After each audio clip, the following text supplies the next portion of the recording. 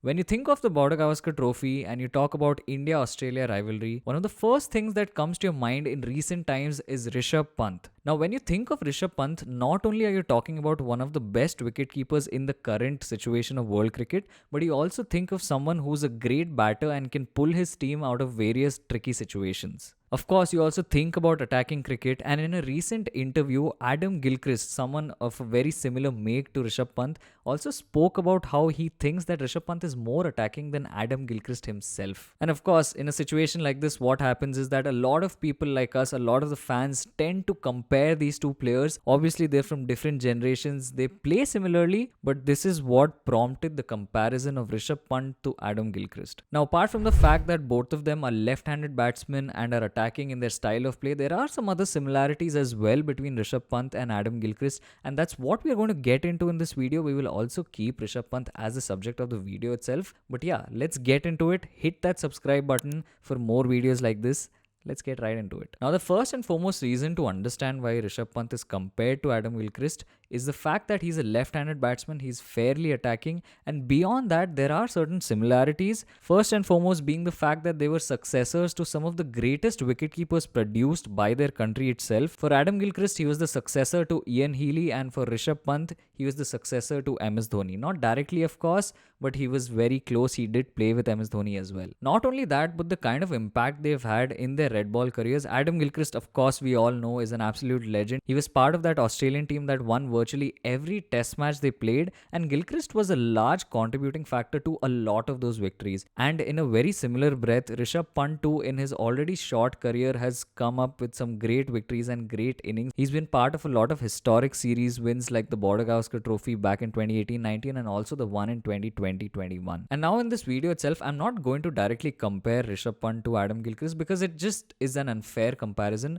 because of the fact that Rishabh Pant is still an active player. He's only 27 years of age, whereas Adam Gilchrist was from a previous era, first of all, and he's also retired now. But in their own right, they've both been a breath of fresh air to Test cricket. Gilchrist obviously revolutionized how wicket keepers were looked at. He made them go from just wicket keepers to also players who could bat. And Pant, of course, is of a similar make and similar template, and he too is the first of a kind for India who's not only prolific behind the stumps but also with the bat itself. And keeping this in mind, we'll get into the statistics of Rishabh Pant, see how his career has progressed, see the things he's been doing correctly and how his numbers pan out. I'm also going to be bringing up Adam Gilchrist from time to time as a reference point, not to compare, but just to show how good Rishabh Pant is, how good or how great Adam Gilchrist was, and if Rishabh Pant's potential can be realized in the same manner that Gilchrist's was. Considering that the test season is on, I am going to limit this comparison to red ball cricket, but also for the fact that Rishabh Pant is still finding his feet in white ball cricket. I think we can all agree that he's not ahead of some of the other choices in T20s, and when it comes to ODI cricket, he's still finding his feet, fairly young in that format. But in test cricket, he's already played some match-winning knocks and he's proven his mettle time and time again. Now, Rishabh Pant is one of those few Indian players to have made his debut fairly early for India. He was just 20 years of age when he played red ball cricket for India. He debuted in that series against England,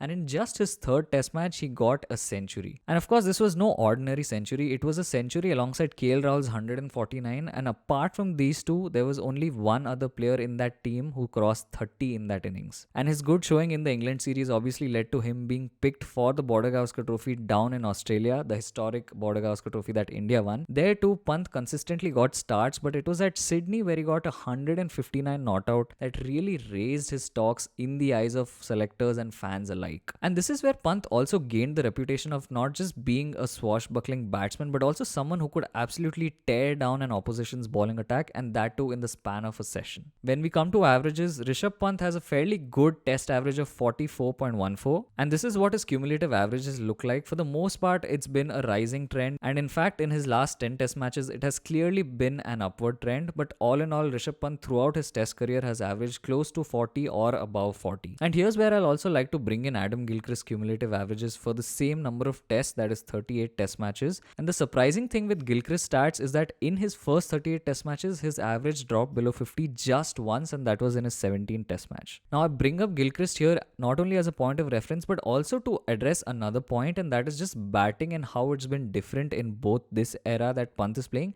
and the previous era where Gilchrist was. We've also made a video on this, so do go and check it out. But the essence is that Pant's average of 44 in this current test era is actually very good, and it is the average of the top 20 best batsmen of the current test era. And in the case of Gilchrist, the test batting average of his time was around 50.2 for the top performers, whereas Gilchrist is much higher than that. He's closer to 60, and that means that even for that generation alone, Gilchrist was an outstanding batsman. He was someone who would consistently stand out. And the point I'm trying to drive home here is that Pant is a great batsman, but what Gilchrist achieved in his time as a batter alone would have been enough to pick him into any Australian squad. And also, because Rishabh Pant is a wicketkeeper, we also compare him to other wicketkeepers in the world itself. Here too, he's head and shoulders above the rest of the wicketkeepers when it comes purely to his batting stats. And you'll see here in this graph from the period of 2018, which is his debut, to 2024, Rishabh Pant is the highest run getter amongst wicketkeepers. Not only that, he also has the most number of test centuries by a designated wicketkeeper batsman. In fact, he has double the centuries of the next person on this list, and that's Mohammad Rizwan. And here too, if I talk about Gilchrist, you'll see that he's miles above the rest. He's of a very similar stat and make of Rishabh Pant itself. And the surprising thing here is that Gilchrist batting at number 7 had even more test centuries than some of the top order established players. And now another hallmark of these two batsmen, especially Gilchrist, was the fact that every time Gilchrist performed well or every series where Gilchrist was in good form,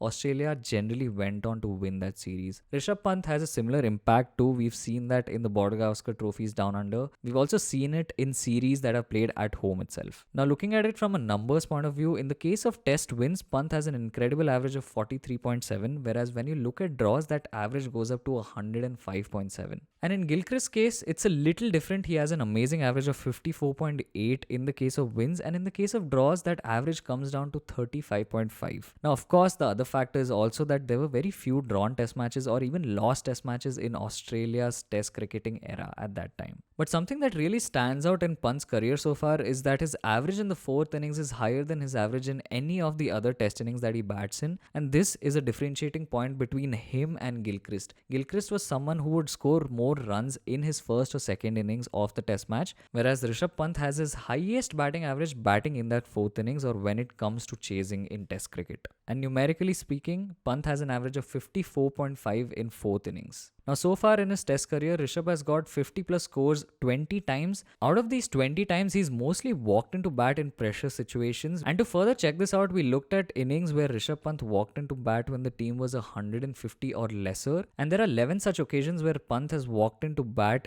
out of 20 times where the team has been below 150. And of course, Rishabh Pant has only batted mostly at 5, 6 and 7. So in all of these cases, he has come into bat as a third, fourth or fifth wicket. And a couple of innings I can think of are firstly his first test century, that was in England. He walked into bat at 121 for 5 and from there he scored 114. And another innings I can think of is the Sydney 97 that he scored when India were in a spot of bother. They were 102 for 3 and that's when Rishabh Pant walked in and got that 97. And this is just a couple of examples I've taken. There are so many such innings that he's played. He's got runs under pressure. He's got that GABA 89 and that's just one of so many such innings that he's played, and not just in India but also in Sena countries and foreign conditions. And Rishabh Pant is also a captain's dream because of his flexibility and where he can be placed in the batting order. You can play him anywhere from number 4 to number 7 and he will still give you very similar results. Now for the most part of his career he's batted at 5, 6 and 7, but his numbers at number 5 and where he's batting currently are mind-boggling. In the 18 innings that he's played at number 5, Rishabh Pant has already got